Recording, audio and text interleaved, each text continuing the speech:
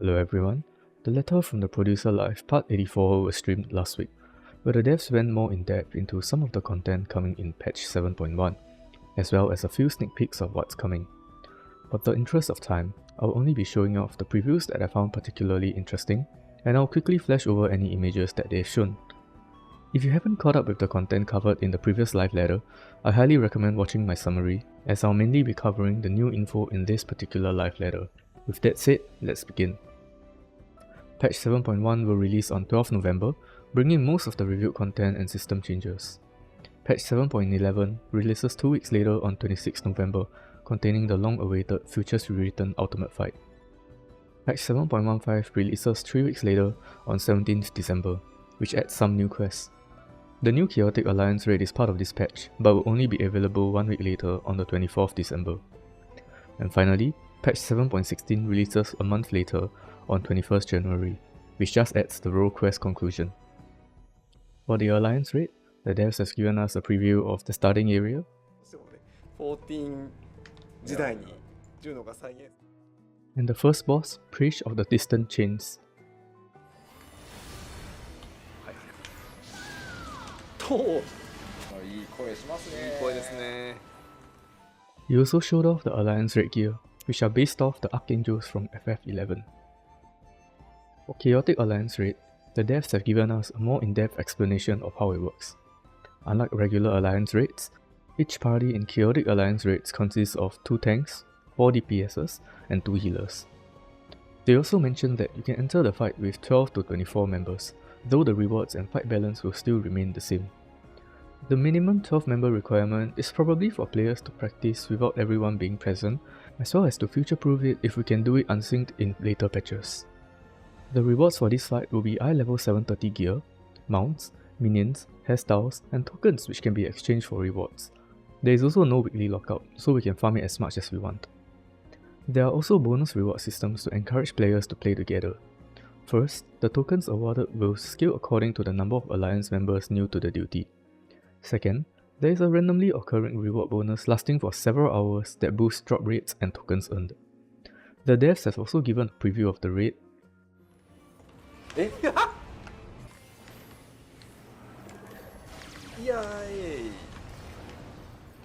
あおっとい the glamour rewards, and the obtainable mounts, allowing you to simulate empty plains あ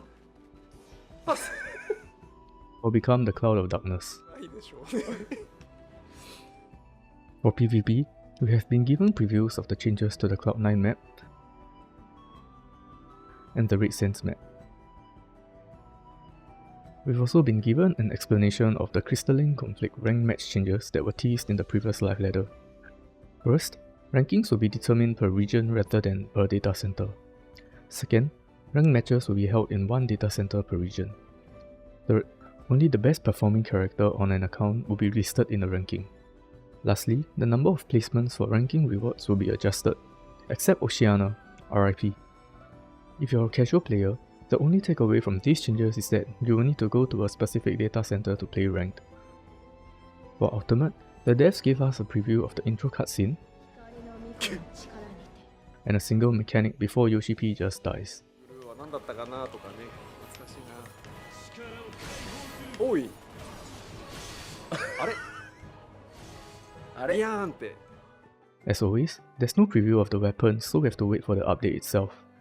It should be noted that there will be an update specific to all Ultimate raids, old and new, whereby having 2 jobs of the same type will no longer allow LB to passively fill up over time.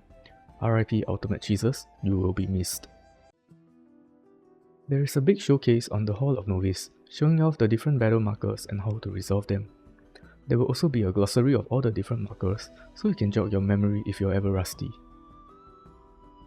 For system updates, G-Post camera behaviors will be updated.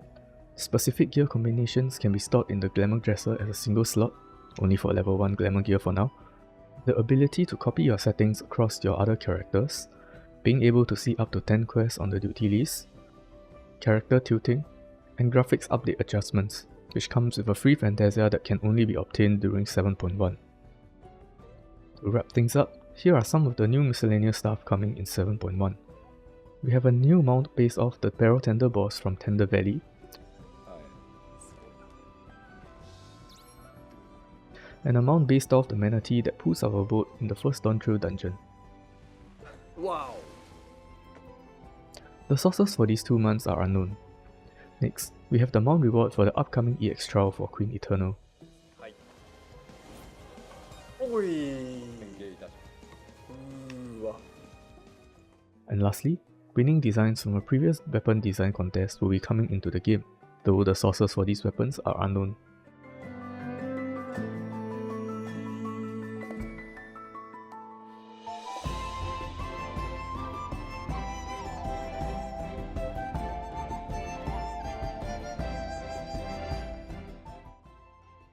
There's a quick summary of the 84th Live Letter. Thanks for watching, and I hope you find this video useful.